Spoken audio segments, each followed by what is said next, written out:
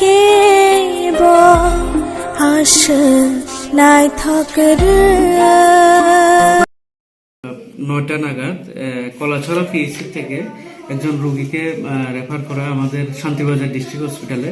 রোগীর নাম হিরণমালা ত্রিপুরা, স্বামীর নাম রঞ্জিত কুমার ত্রিপুরা। ওটা রেফার করা হয়েছিল যে আগে দুটো বাচ্চা ছিল, এখন মানে ডেলিভারি অসুবিধা আছে এবং প্রেশার বেশি, এটা লিখে রেফার করা হয়। তো যখন রেফার করা হয় একটা পেশেন্ট আসে 8:57 তখন আমি ডিউটিরত অবস্থায় ছিলাম। পেশেন্ট সেকেন্ড স্টেজ অফ লেবারে ছিল। তো পেশেন্ট আসার সাথে সাথে আমরা ডেলিভারি রুমে নিয়ে যাই।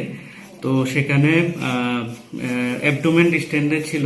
আমাদের প্রথমে একটা অনুমান ছিল হয়তো বিগ বেবি হতে পারে অথবা টুইন প্রেগনেন্সি এমন হতে পারে।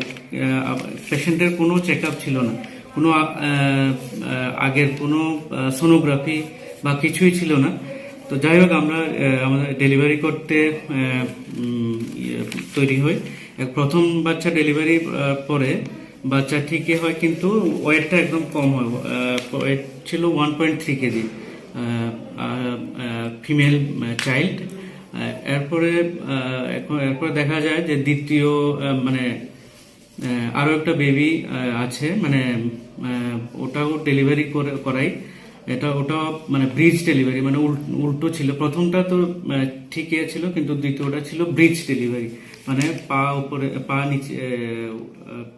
পা নিচের দিকে ছিল আর মাথাটা উপরের দিকে।